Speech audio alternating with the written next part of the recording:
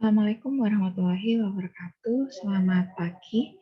Hari ini kita akan mata kuliah bakteriologi 2. Untuk materi hari ini adalah materi kelanjutan yang kemarin, yaitu mengenai identifikasi bakteri dalam makanan.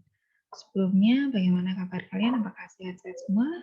Saya harap semuanya dalam keadaan sehat agar bisa mengikuti perkuliahan dengan baik. Baik, sebelumnya saya akan share screen terlebih dahulu.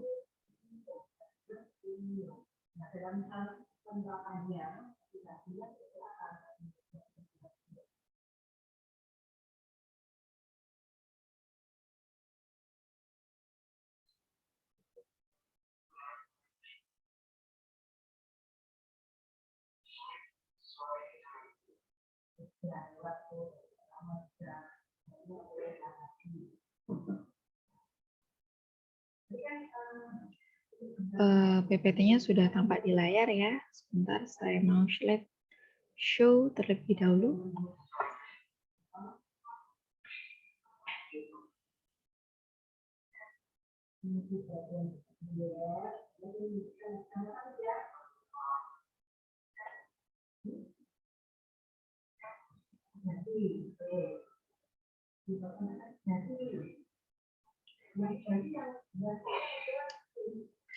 Nah, ini materinya adalah sebentar. Nah, ini untuk pengujian mikroba pada bahan makanan. Nah, untuk mikroba pada bahan makanan itu terdiri dari berbagai spesies yang berasal dari berbagai lingkungan. Untuk populasinya tergantung dari penerapan proses sanitasi, proses pengolahan dan kontrol yang digunakan untuk membunuh mikroba. Atau metode ini disebut dengan metode preservasi. Selanjutnya, untuk tujuan melakukan analisis mikrobiologi untuk menguji ada tidaknya mikroba pada makanan, itu dia harus tujuannya adalah yang pertama menentukan jenis dan sumber kontaminan, yang kedua evaluasi proses sanitasi, penanganan bahan dasar dan proses pengolahan, yang ketiga menentukan kualitas mikrobiologis makanan, kemudian yang keempat menentukan umur simpan makanan. Untuk kriteria mikrobiologis dari makanan itu ada 3 kriteria. Yang pertama adalah standar yang merupakan bagian dari regulasi, kemudian spesifikasi untuk spesifikasi purchasing, kemudian ada guideline yang digunakan untuk monitoring proses atau sistem. Metode kuantitatif enumerasi atau estimasi langsung atau tidak langsung di sini menggunakan aerobic plate count atau standar plate count untuk dairy produk, misalnya seperti pada susu, telur, dan lain-lain. Kemudian ada juga anaerobic counts, psychotropic counts, thermodynamic counts, coliform counts, Staphylococcus aureus counts, yeast and mold counts. Untuk enumerasi langsung melalui microscopic counts itu menggunakan standar CFU atau coliform unit, colony forming unit, ini kepanjangan dari CFU. Nah, ini menggunakan media non-selektif agar media, non-selektif diferensial agar media, selektif agar media, dan selektif diferensial agar media. Untuk enumerasi yang tidak langsung itu menggunakan uji MPN, de-reduction test, lalu pengenceran non-selektif media cair. Tapi untuk yang uji ini jarang digunakan. Yang paling umum itu adalah menggunakan MPN. Untuk metode kualitatif bakteri patogen, pengecekan positif atau negatif itu biasanya dilakukan pengujian pada bakteri Salmonella, Escherichia coli, Clostridium botulinum, Listeria, dan lain-lain. Untuk metode pengujian dengan cepat itu bisa menggunakan ELISA dan nucleic acid probe. Nah, di sini ada rentangan log jumlah sel pada populasi mikroba pada bahan makanan. Nah, pada log jumlah sel di -6, ini terjadi sterilisasi komersial, yaitu konsep 12D, yaitu penurunan jumlah mikrobia pada 12 log cycle. Nah, awalnya itu 10⁻6 sel per gram, akhirnya bisa menghasilkan 10⁻⁻6 sel per gram sampel. Kemudian ini pada di sini log jumlah sel segini itu proses pasteurisasi. Lalu untuk yang perlakuan 1D itu dia mematikan mikroba 90% dengan awal 10⁻⁶, kemudian dia bisa mematikan sampai 90%. Jadi yang hidup nanti sekitar 10⁻⁵. Untuk uji mikrobiologi pada bahan makanan, untuk log jumlah sel 10⁻² sampai 10⁻7 itu biasanya bisa diamati dengan plate count. Total mikrobia ini pengamatan pada bakteri, jamur, yeast. Kalau untuk yang 10 sampai 10⁻² itu bakteri indikator coliform atau Escherichia coli ini biasanya menggunakan MPN. Nah, untuk yang kurang dari ini, rentangan ini itu adalah bakteri-bakteri yang patogen. Dia menggunakan media resusitasi, media diperkaya, media selektif, dan media isolasi dan identifikasi. Ini adalah proses dari dilusi dan plate count. Jadi di sini ada sampel yang akan dihitung, kemudian di sini ada pengenceran berulang. Di sini ada 6 kali pengenceran. Untuk pengencerannya itu menggunakan 1 mili. Jadi yang pertama ini 1 mililiter itu diambil dari sampel di sini. Kemudian ditambahkan 9 mili larutan media. Nah, di sini jadinya 1/10 pengencerannya, pengenceran 1 kali. Nah, kemudian hasil pengenceran ini tadi itu diambil 1 mili lagi ke tabung yang sebelahnya. Itu nanti jadinya 1/100 atau 10⁻². Nah, selanjutnya dari sini lagi diencerkan lagi, diambil 1 mili ke tabung selanjutnya, jadinya 1/10⁻³ atau 10⁻3. Dan selanjutnya itu nanti diambil lagi sampelnya 1 mili. Jadi pengencerannya itu bertingkat. Nah, itu nanti jadinya 1/10⁻⁴. Lalu dari sini diambil lagi ini 1/10⁻⁵. Nah, nanti diambil lagi sampai 1/10⁻⁶. Nah, kenapa diperlukan pengenceran yang berulang-ulang? Karena ketika pengenceran yang pertama itu terlalu banyak koloni untuk dihitung. Jadi terlalu banyak untuk dihitung itu nanti hasilnya juga tidak bisa mewakili sampel karena nggak bisa dihitung. Nah, makanya ini diperlukan pengenceran berulang-ulang. Nah, di sini yang mulai bisa diamati adalah pengenceran yang ketiga. Mana di sini, ini ada 159 koloni kali 10⁻3.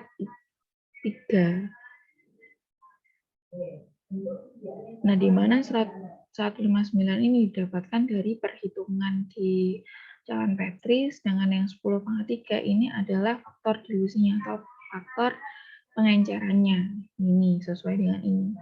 Nah, nanti dari sini diencerkan lagi. Ternyata setelah dihitung, ini hasilnya ada 17 koloni. Nah, selanjutnya kalau ini hanya 2 koloni, yang ini 0 koloni. Jadi perhitungannya yang digunakan adalah yang ini, yang 159 kali 10⁻3. Selanjutnya ini ada proses dilusi dan plate count. Yang kedua ini lanjutannya yang tadi ya. Jadi untuk membiarkan ini hasil dari pengenceran itu dia larutannya diambil lalu dituangkan pada cawan Petri. Nah, kalau yang atas ini dengan metode sebar, jadinya itu agarnya itu masih semi solid. Selanjutnya nanti ditambahkan dari tabung yang pengenceran itu tadi, setelah itu baru diaduk lalu diinkubasi. Sedangkan yang ini itu pour plate ya, jadi langsung yang itu tadi sudah mengandung suspensi dari agar, lalu nanti dituangkan pada cawan Petri, selanjutnya dibiarkan. Jadi di sini metode pembiakannya pada cawan Petri ada metode sebar dan metode tuang. Selanjutnya, nah ini adalah perhitungan dari MPN. Jadi di sini sudah ada standarnya ya. Di sini adalah prosedur dari MPN. MPN itu ya proses berhitungan bakteri yang dengan pengenceran-pengenceran ke tingkat itu tadi ya. Nah, di sini bisa diamati untuk apa namanya MPN-nya, tabel-tabel pada MPN di sini ada mulai 10 pangkat 0 sampai 10 pangkat min 2. Ini untuk standarnya ya. Selanjutnya deteksi mikroba pada makanan. Total mikroba, nah di sini dalam artian ada bakteri, yeast, atau jamur, ataupun mold. Untuk bakteri indikator yang biasa digunakan adalah coliform, fecal coliform, Escherichia coli, dan grup Enterobacteriaceae, atau juga Enterokoki. Untuk bakteri patogen, di sini ada dua kelompok, ada klasikal patogen sama emerging patogen. Untuk yang klasikal patogen itu grupnya Salmonella, Shigella, lalu ada Escherichia coli. Sedangkan untuk yang emerging patogen itu ada Vibrio, Listeria, monositogen, Yersinia, Campylobacter, dan lain-lain. Kriteria bakteri, indikator, dan patogen itu dia berkaitan dengan feses dan patogen enterik. Level atau rasio eksistensinya pada feses, bakteri indikator, dan enterik. Untuk resistensinya terhadap lingkungan, habitat alami, itu bisa di feses ataupun di makanan. Selain itu juga ada kriteria resistensinya terhadap berbagai kondisi. Di sini kondisinya bisa dilihat dari proses dan penyimpanan makanan. Selain itu, indikator kriteria bakterinya itu bisa melihat juga dari waktu yang dibutuhkan untuk proses pendeteksiannya. Untuk prosedur samplingnya, di sini yang pertama pastikan tangan itu selalu bersih dan kering. Kemudian yang kedua, jangan membalikkan atau menjatuhkan tutup botol karena nanti akan meningkatkan risiko kontaminasi dari sampling. Kemudian yang ketiga, jangan masukkan plastik sampel yang belum steril ke dalam saku baju. Yang keempat, jangan mengkontaminasi bagian atas ataupun bagian dalam plastik sampel. Lalu cuci peralatan sampling sebelum digunakan, isi di dalam wadah tidak lebih dari 2/3 atau 3/4-nya. Jangan memegang wadah jika keadaannya belum tertutup, melewati permukaan sampel ketika sampel tersebut dipindahkan. Kemudian sampel harus didinginkan pada suhu 0 sampai 4,4 derajat Celcius. Selanjutnya, memindahkan sampel dalam wadah untuk pengiriman ke laboratorium. Setelah digunakan, kembalikan ke wadah sampel ke laboratorium untuk disterilkan kembali. Selanjutnya, di sini ada standar plate count. Kalau tadi kita sudah membahas tentang MPN, di sini kita membahas tentang SPC. Ini dia memiliki standar di dalam equipment atau di peralatan, material, dan inkubasinya. Equipment di sini terdiri dari tempat kerja, kabinet, refrigerator, terus termometer, transfer pipet, botol untuk pengenceran, cawan Petri, timbangan, water bath, autoclave, inkubator, dan lain-lain. Untuk penyimpanan sampel itu biasanya pada suhu 4,4 derajat Celcius dengan waktu pengujian yang kurang dari 36 jam. Untuk media dari standar plate count ini bisa menggunakan standar metode agar atau plate count agar dengan komposisi seperti ini. Mengandung yeast ekstrak sebanyak 2,5 gram, lalu pancreatic yeast atau triptonnya itu 5 gram, glukosa 1 gram, agarnya 15 gram, lalu pH-nya setelah disterilisasi itu harus 7,0 dengan angka apa namanya ini dengan rentangan sampai 0,2. Itu dia harus memenuhi standar ini ya pH-nya. Nah, untuk proses inkubasinya itu 32 derajat Celcius, bisa lebih, bisa kurang. Jadi bisa 33, bisa 31 derajat Celcius. Nah, selanjutnya bisa juga 48 sampai 51 atau bisa juga 45 untuk mesofilik. Untuk yang termofilik itu dia dalam suhu 55 sampai 56, bisa juga 54 ya, karena ini plus min itu selama 40 jam. Untuk psikorofilik itu 7 sampai 8 atau bisa juga 6 itu selama 10 hari. Selanjutnya bakteri coliform. Bakteri coliform itu bakteri yang memiliki bentuk batang yang pendek. Dia merupakan gram negatif, bersifat aerob dan fakultatif aerob, tidak membentuk spora dan dapat memfermentasikan laktosa dan menghasilkan gas pada suhu 32 derajat Celcius selama 48 jam.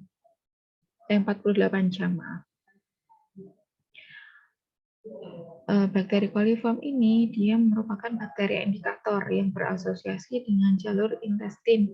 Keberadaannya dalam makanan itu bisa dikarenakan kontaminasi dari jalur intestin atau kontaminasi dari feses.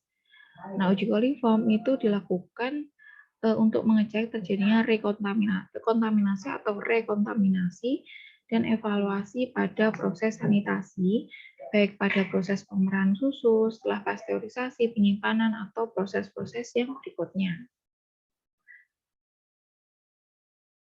Ini untuk presumptif tes positif. Yang pertama, koloni berwarna merah gelap dengan diameter 0,5 mm yang muncul setelah 24 plus minus 2 jam inkubasi. Jadi bisa 22 sampai 26 jam inkubasi pada suhu 32 derajat Celcius pada media violet red bill agar VRBA. Yang kedua, pada media 2% beririan green lactose bill growth atau GLB, itu dia akan membentuk gas setelah fermentasi sekitar 48 plus minus 3 jam. Jadi sekitar 45 sampai 51 jam pada suhu 32 derajat Celcius. Untuk complete test yang menunjukkan hasil positif adalah yang pertama pada uji eosinethylen blue itu pada suhu 32 derajat Celcius dan pada 24 jam inkubasi itu koloni berwarna hijau metalik. Nah, sedangkan complete test yang menunjukkan positif pada media laktosa cair itu nanti ketika dia disimpan dalam suhu 32 derajat Celcius selama 48 jam, dia akan memproduksi asam dan gas. Sedangkan untuk complete test yang menunjukkan hasil positif pada nutrien agar, itu setelah dia disimpan selama 24 jam pada suhu 32 derajat Celcius, itu yang gram negatif, itu dia tidak membentuk spora. Selanjutnya, coliform test pada media padat. Untuk media yang digunakan biasanya adalah violet red bill agar atau VRBA. Di sini prosesnya adalah 1 ml sampel atau yang diencerkan terlebih dahulu itu dimasukkan ke dalam cawan dan ditambah sekitar 10-15 ml media yang masih mencair atau 4 ml sampel ditambah dengan 15-20 ml media tergantung dari perkiraan populasi coliform. Kemudian dilapisi dengan media VRBA untuk mencegah pertumbuhan koloni di permukaan.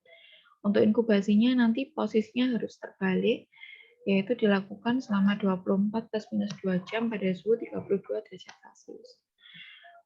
Nah, untuk koloni yang dihasilkan itu nanti akan berwarna merah gelap dengan diameter yang kurang lebih berukuran 2,5 mm. Nah, setelah kita membahas tentang coliform ini sekarang salmonella ya pada makanan. Salmonella merupakan bakteri patogen. Pada proses pengolahan yang baik, jumlah salmonella itu dapat hanya 1 sel per 25 gram sampel atau bahkan juga tidak terdeteksi pada makanan.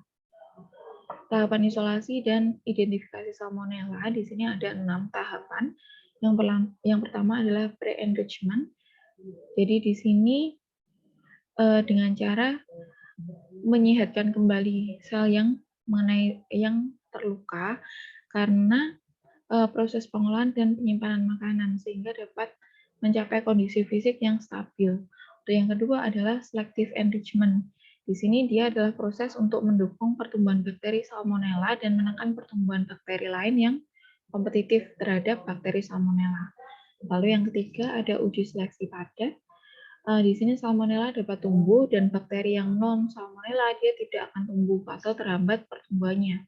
Kemudian yang keempat ada uji pendugaan. Di sini merupakan uji penentapan terhadap koloni salmonella yang tipikal. Lalu yang kelima ada karakterisasi biokimia. Di sini menggunakan kit diagnostik yang komersial. Lalu yang keenam ada uji serologi. Nah, di sini dilakukan pengujian atau identifikasi dan klasifikasi dari serotip bakteri salmonella. Nah, demikian untuk materi kita hari ini. Ini merupakan lanjutan dari identifikasi bakteri pada makanan ya. Karena yang sebelumnya itu kan sangat panjang, PPT-nya kan totalnya ada 80, jadi ini saya bagi dua. Nah, jika ada yang ingin ditanyakan, silakan ditanyakan di kolom komentar di bawah ini, atau juga bisa ditanyakan melalui grup WA diskusi kelas kita. Saya persilahkan. Baik, untuk penjelasannya sudah cukup dari saya. Jika banyak kurangnya saya mohon maaf. Saya akhiri. Selamat pagi. Wassalamualaikum warahmatullahi wabarakatuh.